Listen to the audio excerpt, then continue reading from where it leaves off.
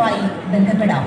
ഞായറാഴ്ച വൈകിട്ട് 6:15 പരിശുദ്ധ വ്യാകുലമാതാവിൻ ബസലിക്കയിൽ നിന്ന് മുഖ്യ ആകർഷകമായ തിരുനാളിന്റെ കിരീട മഹോത്സവം ആരംഭിക്കുന്നു.